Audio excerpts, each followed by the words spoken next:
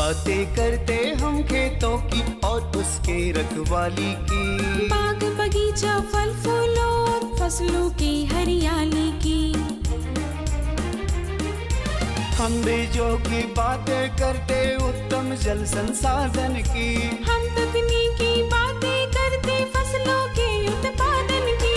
हर किसान का सपना सच हो जीवन सुखद बनाने को, गाँव-गाँव के हर आंगन का प्यारा सा ये दर्शन।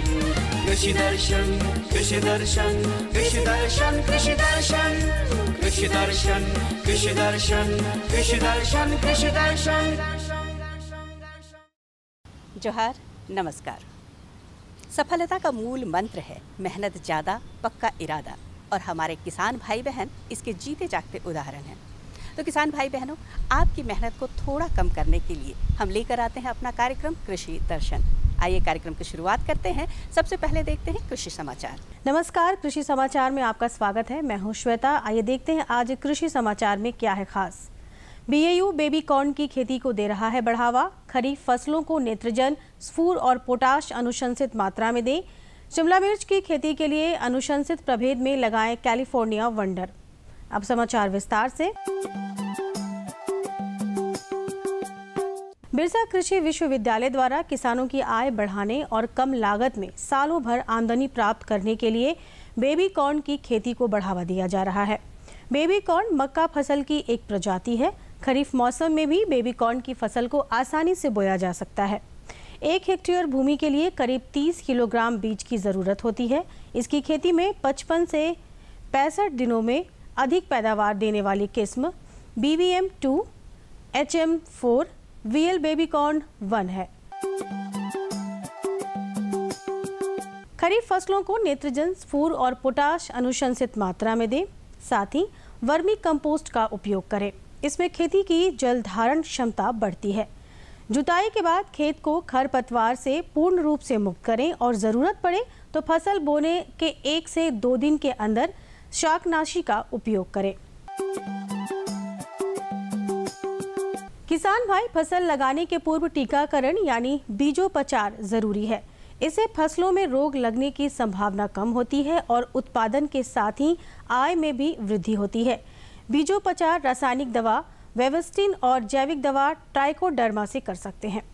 किसान भाइयों, जिस तरह से हम लोग अपने घर में बच्चों को टीका लगाते हैं कि हमारे बच्चों में कोई भी बीमारी नहीं आए, उसी तरह से हमारा जो है बीज जो लगा रहे हैं, सब्जी का बीज जो लगा रहे हैं, तो उसको अगर हम टीका लगा दें, मतलब बीजोपचार कर दें, चाहे रासायनिक दवा से, अगर रासायनिक दवा का प्रयोग करते हैं तो वेवस्टिन नामक दवा से, या जैविक का प्रयोग करते हैं तो ट्राइकोडर्मा से करते हैं, तो उससे क्या है कि भविष्य में जो हम फसल लेने वाले हैं तो उसमें जो भी बीमारी, फफूंदनाशक बीमारी होगा, उसका प्रकोप कम होगा। शिमला मिर्च की खेती से अधिकाधिक उत्पादन लेने के लिए 800 ग्राम बीज प्रति हेक्टेयर लगाएं। कतार से कतार की दूरी 45 सेंटीमीटर और पौधा से पौधा की दूरी 45 सेंटीमीटर रखें। बेहतर उत्पादन के लिए अनुशंसित प्रभेद में कैलिफोर्निया वंडर, येलो वंडर, अर्का मोहिनी, अर्का गौरव लगाएं। किसान भाई, मक्के से दाना छुड़ाने के लिए ट्यूबलर हैंडमेड शिलर नामक कृषि यंत्र का उपयोग कर सकते हैं। इसकी कार्यक्षमता 1 क्विंटल प्रतिदिन है। शिमला मिर्च की खेती के लिए अच्छे जल निकास वाली बलुई दोमट या लाल मिट्टी, जिसका pH 5.5 से 6.8 हो, उपयुक्त है। अधिक अम्लीयता वाली मिट्टी में चूने का प्रयोग करें। मिट्टी का हल्का और भुरभुरा होना जरूरी है। साथ ही बुआई के 1 माह बाद ही रोपाई करें। आज की विशेष जानकारी है गोभी फसल में अन्य शत्रु कीटों सहित हीरा पृष्ठक कीटों के रोकथाम के बारे में। गोभी फसल में अन्य शत्रु कीटों सहित हीरा पृष्ठक कीट की रोकथाम के लिए 50 से 75 हजार अंडा परजीवी ट्राइकोडर्मा प्रति हेक्टेयर की दर से खेत में डालें। 7-7 दिनों के अंतराल पर ऐसा 3 से 4 बार कर सकते हैं। और अब एक नजर राज्य के 5 प्रमुख शहरों के मौसम के मिजाज पर। आज राज्य के 5 प्रमुख नगरों के अधिकतम और न्यूनतम तापमान कुछ इस प्रकार दर्ज किए गए। रांची का अधिकतम तापमान 26 डिग्री सेल्सियस और न्यूनतम 23 डिग्री सेल्सियस। जमशेदपुर का अधिकतम तापमान 31 डिग्री सेल्सियस और न्यूनतम 26 डिग्री सेल्सियस। मेदिनीनगर का अधिकतम तापमान 29 डिग्री सेल्सियस और न्यूनतम 25 डिग्री सेल्सियस। देवघर का अधिकतम तापमान 29 डिग्री सेल्सियस और न्यूनतम 24 डिग्री सेल्सियस। वहीं धनबाद का अधिकतम तापमान 28 डिग्री सेल्सियस और न्यूनतम 25 डिग्री सेल्सियस।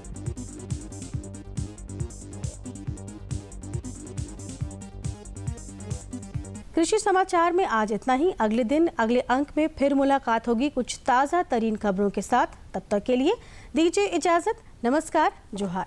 किसान भाई बहनों, आजकल हमारे समाज में महिला सशक्तिकरण को लेकर बहुत चर्चाएं होती है। बहुत सारी योजनाएं भी बनाई गई हैं ताकि महिलाओं को शिक्षित किया जा सके, स्वावलंबी बनाया जा सके। महिला उद्यमिता के माध्यम से हम कैसे महिलाओं को सशक्त कर सकते हैं, ये पूरी जानकारी हम आपको दिलाते हैं इस फीचर के माध्यम से।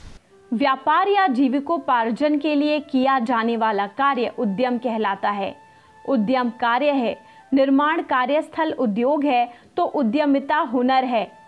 आज इसी उद्यमिता विकास के जरिए हमारा समाज तरक्की कर रहा है, लेकिन इसी समाज और देश की आधी आबादी यानी महिलाओं को सशक्त बनाने का काम अभी अधूरा है।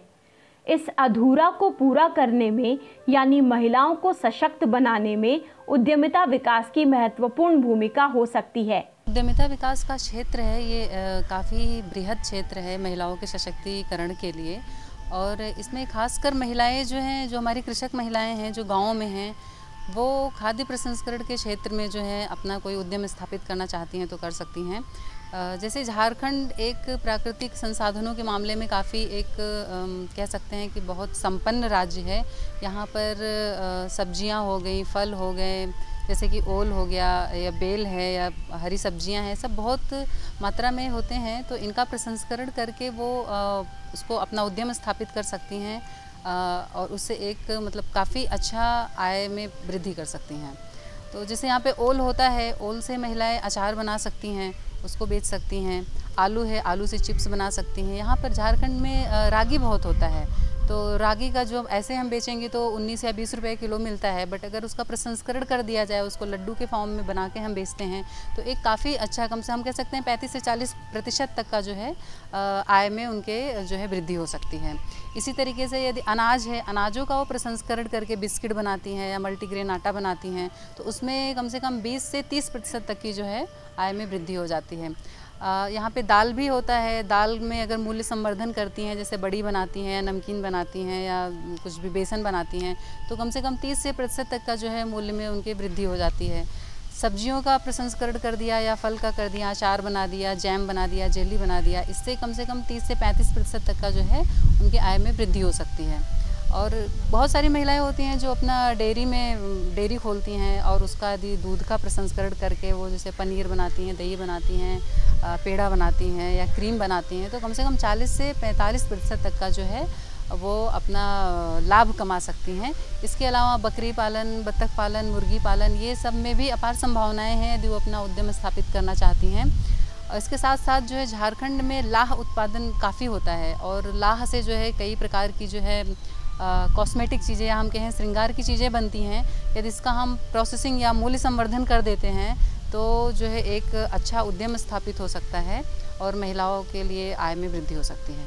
अचार बनाना, चिप्स बनाना, बड़ी बनाना, दही, घी और पनीर बनाने सहित कई ऐसे कार्य हैं जिसमें हमारी माँ बहनें दक्ष होती हैं, लेकिन व्यापार के लिए इन खाद्य उत्पादों को बड़े पैमाने पर तैयार करना हो तो पूंजी की ज़रूरत होती है। महिला स्वयं सहायता समूह को ये पूंजी उपलब्ध कराने के लिए सरकार कई योजनाएं चला रही है। सरकार की बहुत सारी योजनाएं हैं जो महिलाओं के लिए हैं।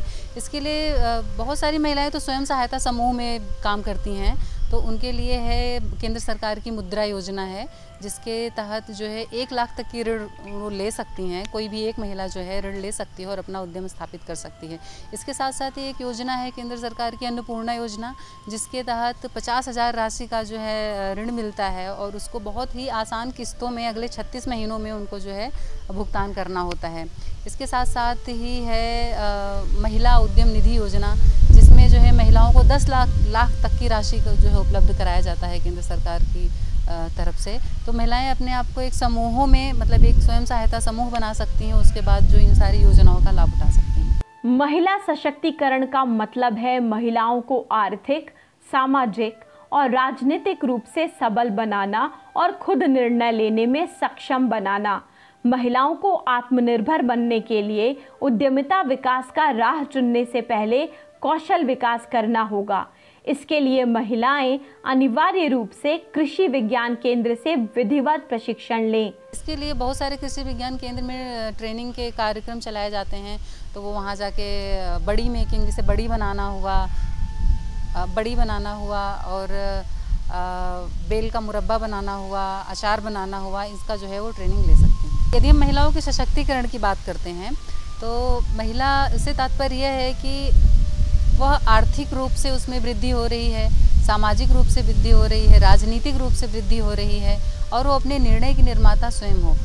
जो हमारी ग्रामीण महिलाएं हैं वो घर पे भी काम करती हैं, खेत में भी काम करती हैं, उनके पास पर्याप्त समय नहीं होता है उनको, क्योंकि और इसीलिए उन जो है इकोनॉमिकली या हम कहें आर्थिक रूप से वो कमज़ोर होती हैं।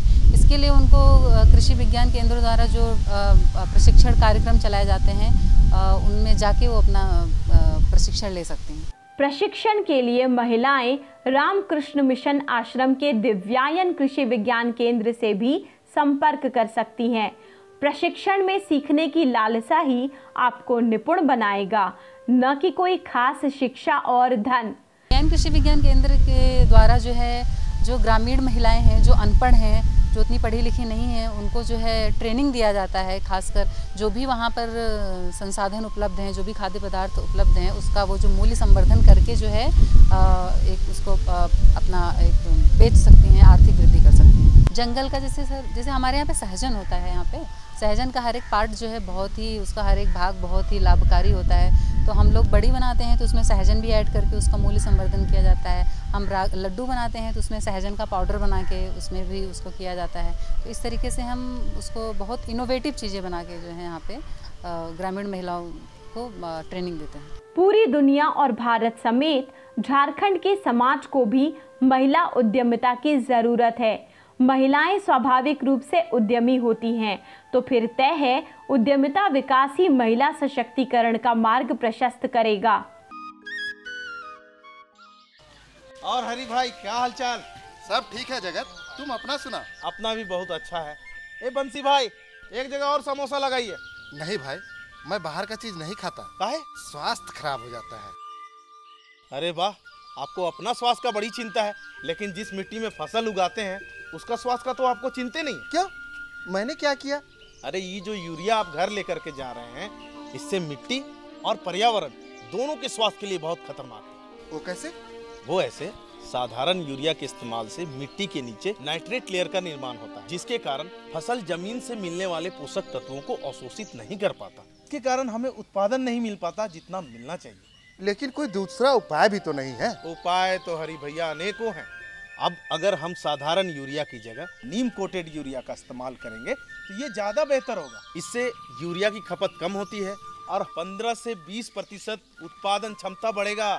वाह भाई वाह, मैं इसे अभी वापस करके नीम कोटेड यूरिया लाता हूँ। अरे भैया, अब तो समोसा खा लो। किसान भाई बहनों, आप सदियों से खेतीबाड़ी करते आ रहे हैं। ये खेती परंपरागत तरीके से भी होती है और नई नई जो तकनीकें आ रही हैं आप उसका भी इस्तेमाल करते हैं। हर रोज़ नई तकनीकें कृषि जगत में जुड़ रही हैं। इन तकनीकों का प्रसार कैसे हो और इसमें कृषि विज्ञान केंद्र कैसे अपनी उपयोगिता निभा रहा है, ये पूरी जानकारी हम आपको दिलाते हैं इस फीचर के माध्यम से। वर्तमान युग विज्ञान और तकनीक का युग है। ये विज्ञान और तकनीक का ही कमाल है कि इतनी बड़ी दुनिया ग्लोबल विलेज यानी विश्व ग्राम बन गई है। इस लिहाज से भारत के वास्तविक ग्रामीण और किसानों का अधिकार और कर्तव्य है कि वे अपनी खेती में विज्ञान और तकनीक का इस्तेमाल ज़रूर करें। कृषि विज्ञान केंद्र का जो मैंडेट है ना, वो मैंडेट को प्राप्त करने का 4-5 एक्टिविटी हैं। तो जैसे किसान भाई, एक कृषि विज्ञान केंद्र का एक मैंडेट में एक्टिविटी है ऑन फार्म ट्रायल, इसको हिंदी में आप कहिए तो खेत परीक्षण कर सकते हैं। खेत परीक्षण के द्वारा एक कोई भी तकनीकियों को आप किसानों के साथ मिल के किसान और वैज्ञानिकों दोनों के साथ मिल के पार्टिसिपेटरी तरीके से खेत पे टेस्ट किया जाता है वो तकनीकी कहाँ तक सही है इस लोकल परिस्थिति के अनुसार, तो उसके द्वारा भी तकनीकियाँ पहुँचाई जाती हैं।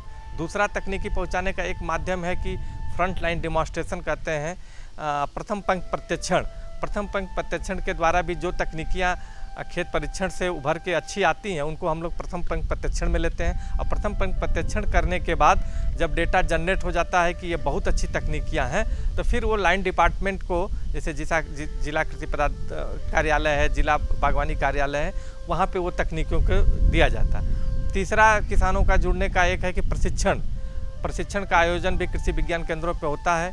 जो प्रोग्रेसिव फार्मर्स उनके लिए भी प्रशिक्षण, जो यूथ हैं उनके लिए भी प्रशिक्षण होता है, और जो ऐसे स्टेक होल्डर हैं जो कि किसानों और के बीच में रहते हैं, जैसे VLW हुए, कृषक मित्र हुए, BTM हुए, ATM हुए, जो एक्सटेंशन फंक्शनरीज के पार्ट होते हैं, जो जिला स्तरीय होते हैं, उनको भी प्रशिक्षण दिया जाता है कि नई नई जो तकनीकियाँ दिन पे दिन बदलती रहती, नई नई तकनीकियाँ आ रही हैं, वो भी अवगत रहें, क्योंकि वो भी अवगत रहेंगे तो किसानों तक जाएंगे।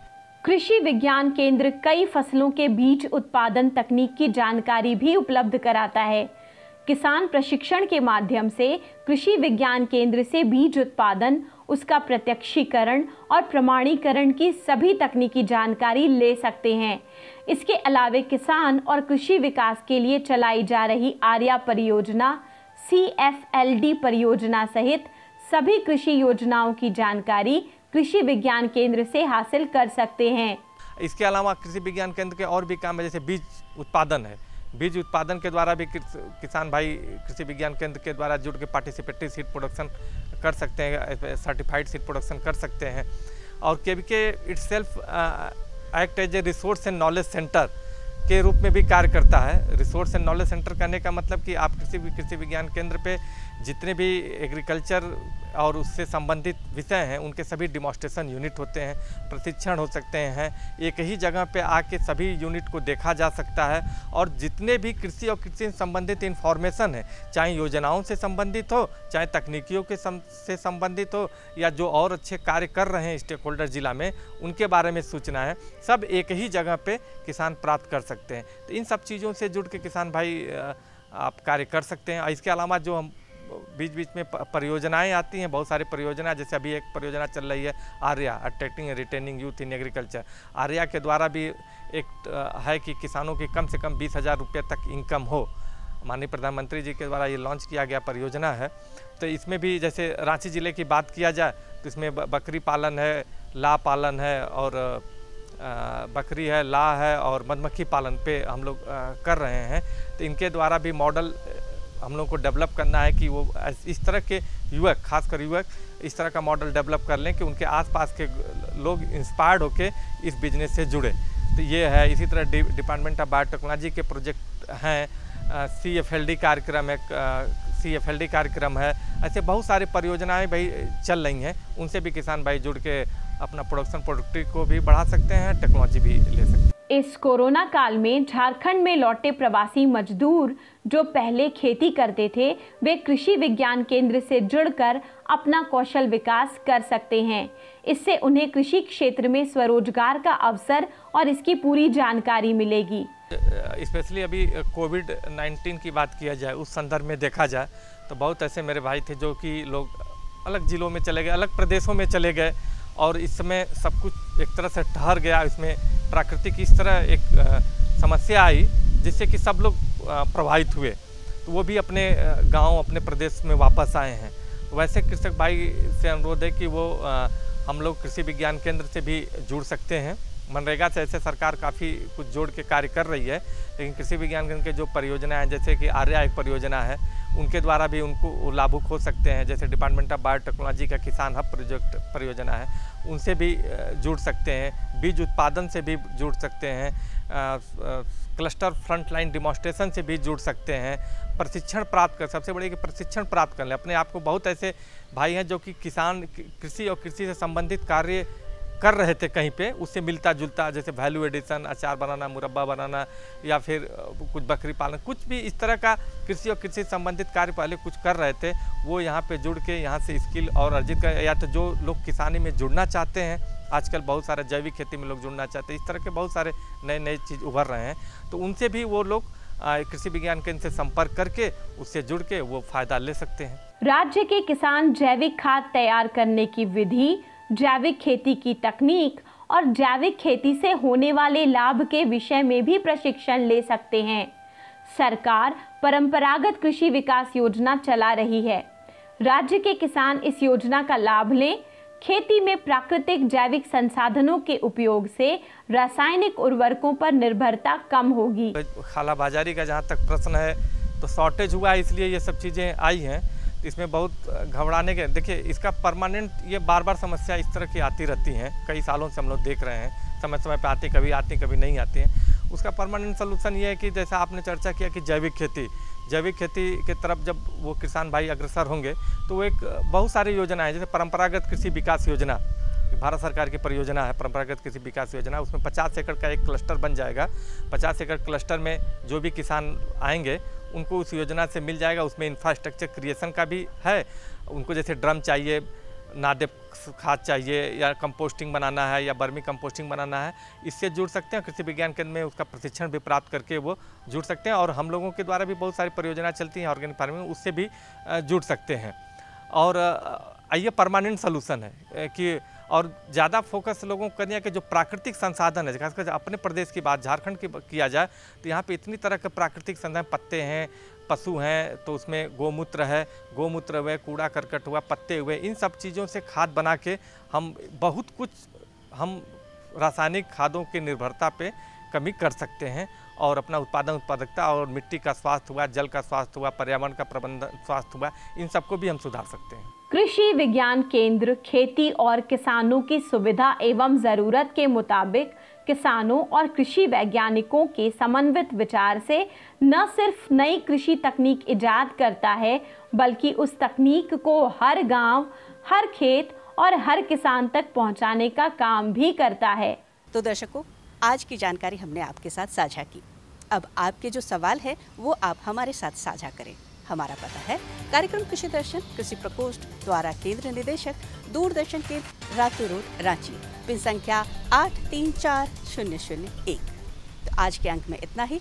अगले अंक में फिर मुलाकात होगी। तब तक के लिए नमस्कार।